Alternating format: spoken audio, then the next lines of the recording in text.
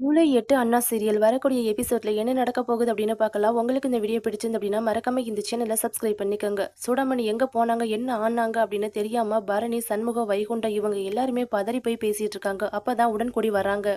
என்னையா சண்முகம், ஆபீஸ்ல அவ்வளோ வேலை இருக்குது, எல்லாத்தையுமே போட்டுட்டு இங்க வந்து நின்றுட்டு இருக்கிற, எல்லாரும் உன்னை கூப்பிடுறாங்க, வா போகலாம் அப்படின்னு சொல்றாங்க. டேய், வீட்ல என்ன பிரச்சனை நடந்துட்டு இருக்குன்னு உனக்கு தெரியாம பேசாத. அம்மாவை காணோம், எங்க போனாங்கன்னு தெரியல. என்னையா நீ பேசிட்டு இருக்க? கோவில்ல பிள்ளையாருக்கு இப்பதான் தண்ணி எல்லாம் தூக்கி ஊத்திட்டு இருக்கிறாங்க. சரி, ஏதோ வேண்டுதலா இருக்கும்னு நினைச்சிட்டு நானும் பார்த்துட்டு வந்துட்டேன், எதுவுமே கேட்காம அப்படின்னு சொல்றாங்க. அதுக்கப்புறமா தான் பரணி, சண்முகம் இவங்க 2 பேருக்குமே உயிரே வருது. சுடாமணி பிள்ளையாருக்கு குடமா தண்ணி தூக்கிட்டு போய் ஊத்துறத பார்த்த அந்த கோயில் பூசாரி, என்ன சுடாமணி இப்படி எல்லாம் பண்ணிட்டு இருக்கிற அப்படின்னு கேக்குறாங்க. நான் என்னையா பண்றது, 20 வருஷமா இது என்னோட கண்ணீரு. இவ்வளோ கஷ்டப்பட்டும் அந்த பிள்ளையாரு கண்ணை திறந்து என்னைய பார்க்கல. இந்த 108 குடத்தை தண்ணியை ஊத்துனதுக்கு அப்புறமாவது அவர் என்னைய கண்ணை திறந்து பாக்குறாரான்னு பார்ப்போம். எனக்கு பிரச்சனை வந்துகிட்டே இருக்குது, அது எல்லாத்துக்குமே இந்த சமுத்திரபாண்டி தான் காரணம் அப்படிங்கிற மாதிரி சொல்லிட்டு இருக்காங்க. உன்னால 108 குடம் தண்ணி தூக்கிட்டு வந்து ஊத்த முடியுமா? எதுக்கு இந்த வேண்டாத வேலை? என்னால முடியுமா இதெல்லாம்?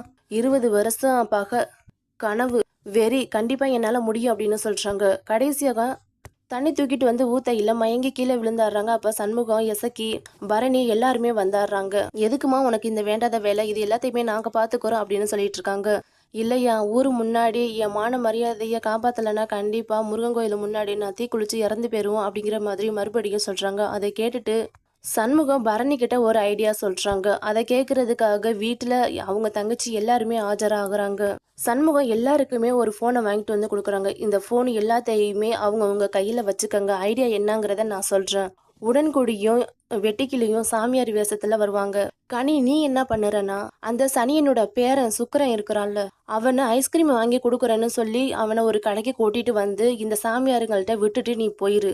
வீரா, நீ அந்த கடைக்கு போயிட்டு ஐஸ்கிரீம் சாப்பிட்ற அந்த சாமியாரு, அந்த சுக்கரன் 3 பேரையுமே சேர்த்து ஒரு போட்டோ எடுத்துட்டு நீ ஸ்கூலுக்கு போ. ஸ்கூல்ல பேரனை காணோம் அப்படின்னு தேடிக்கிட்டு இருக்கிற சனியனுக்கிட்ட ரத்னா நீ பேச்சு கொடுத்துட்டே இரு. அப்ப கனி, வீரா இவங்க 2 பேருமே வந்துட்டு எடுத்த போட்டோவை காட்டுவாங்க. சனியனு பதறி போய் பேரனை தேடி வருவான். அதுக்கப்புறமா செகண்ட் பிளான் என்ன அப்படின்னு நான் சொல்றேன் அப்படிங்கிற மாதிரி சண்முக பிளான் எல்லாத்தையுமே சொல்லிடுறாங்க. அதுக்கப்புறமா அந்த வேலையை செய்யறதுக்காக அங்கிருந்து எல்லாருமே நடந்து கிளம்பிடுறாங்க. ஸ்கூல் பெல்லும் அடிச்சு முடிச்சிருச்சு. பிள்ளைங்க எல்லாருமே ஸ்கூல்ல இருந்து வெளியே வந்துகிட்டு இருக்கிறாங்க. பேரனை கூப்பிடுறதுக்காக சனியனும் வந்து வெளியே நின்றுட்டு இருக்கிறாங்க.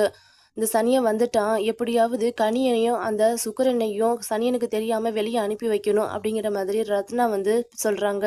அக்கா, நீ போய் சனியன்ட்டு பேச்சு கொடு, நான் அந்த சாக்கில் சுக்கரனை கூட்டிட்டு வெளியே போயிடுறேன் அப்படிங்கிற மாதிரி சொல்லிச்சுருக்காங்க. டே சுக்கரா, உனக்கு ஐஸ்கிரீம் வேணும்ல, நீ உங்க தாத்தா கிட்ட இருந்து எப்படி தப்பிச்சு போவ, அவருக்கு தெரியாம நான் ஓடிடுவேன் டீச்சர் அப்படிங்கிற மாதிரி அவனு சொல்லிடுறான். அதுக்கப்புறமா, என்ன சனியனை, இங்க எதுக்காக நீங்க வந்து நின்றுட்டு இருக்கிறீங்க? எப்போதும் உங்க பொண்டாட்டி தானே வருவாங்க பேரனை கூட்டிட்டு போகிறதுக்கு. இல்ல பரணி, சாரி, இல்லை ரத்னா, நான் தான் எப்போதுமே காலைல கூட்டிகிட்டு வந்து விடுவான், எப்போதுமே சாயந்தரம் நான் தான் கூட்டிகிட்டு போவேன். அதனால தான் இன்றைக்கி வந்திருக்கிறேன். இன்னும் காண வேற, இன்னும் எவ்வளோ நேரம் ஆகும்னு தெரியல. இப்போ தான் ஸ்கூல் பெல் அடிச்சிருக்குது, இதுக்கப்புறமா தான் வருவாங்க.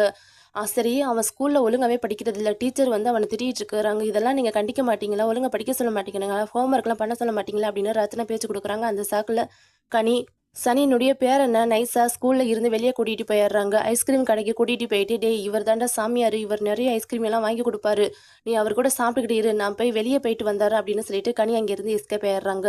அதுக்கப்புறமா அந்த இடத்துக்கு வீரா வர்றாங்க. அதை போட்டோ எடுத்துட்டு அங்க இருந்து போயிடுறாங்க. ரத்னாவும் ஸ்கூல் எல்லாம் முடிஞ்சுட்டு ரூம் எல்லாத்தையுமே பூட்டிட்டு வெளியே வர்றாங்க. என்ன, இன்னும் நீங்க கிளம்பலையா அப்படிங்கிற மாதிரி கேக்குறாங்க. இல்ல ரத்னா, என் பேரை நான் காணுமே, காலையில நான் இங்கே தானே கூட்டிட்டு வந்து விட்டேன், அவன் எங்க போவான்னு தெரியலையே, இந்த மாதிரியான அவன் போகிற ஆளும் கிடையாது, ஸ்கூல்லாம் முடிச்சிய நல்லா பாத்தியா அப்படின்னு கேட்குறாங்க. நான் ஒரு ரூமையுமே செக் பண்ணி தான் நான் போட்டுட்டு வந்திருக்கிறேன், அங்கே உங்கள் பேரெல்லாம் இல்லை, அவன் ஸ்கூலில் விட்டு வெளியே போயிட்டான் அப்படிங்கிற மாதிரி சொல்லிட்டு இருக்கிறாங்க.